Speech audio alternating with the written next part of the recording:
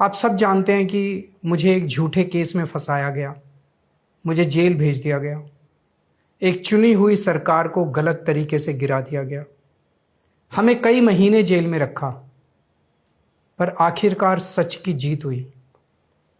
27 फरवरी को अदालत ने मुझे पूरी तरह निर्दोष घोषित कर दिया। कोर्ट ने कहा केजरीवाल निर्दोष है, केजरीवाल ने कोई भ्रष्टाचार नहीं किया। कोर्ट ने सीबीआई की जांच पे ही सवाल खड़े कर दिए और जांच अधिकारी के खिलाफ एक्शन लेने के आदेश दे दिए। लेकिन सच का रास्ता आसान नहीं होता। सीबीआई ने तुरंत इस फैसले को हाई कोर्ट में चुनौती दी और ये केस जस्टिस स्वर्णकांता शर्मा जी के सामने लगा। तब मेरे मन में एक बहुत बड़ा सवाल उठा, क्या इनके सामने मुझे न्याय मिलेगा? मेरे मन में ये प्रश्न क्यों आया?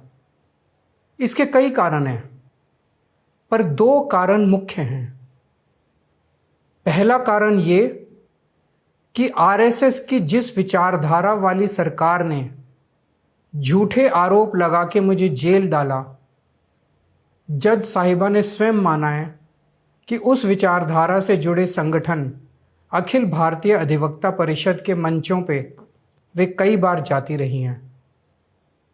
मैं और आम आदमी पार्टी उस विचारधारा के घोर विरोधी हैं।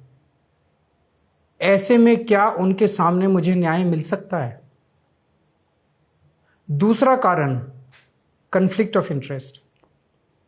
कोर्ट में मेरे विपक्ष में केंद्र सरकार की सीबीआई है और जस्टिस स्वर्णकांता जी के दोनों बच्चे केंद्र सरकार में काम करते हैं। उनके दोनों बच्चे केंद्र सरकार के वकीलों के पैनल में हैं। हमारे सामने कोर्ट में दूसरी ओर से वकील हैं सॉलिसिटर जनरल श्री तुषार मेहता जी।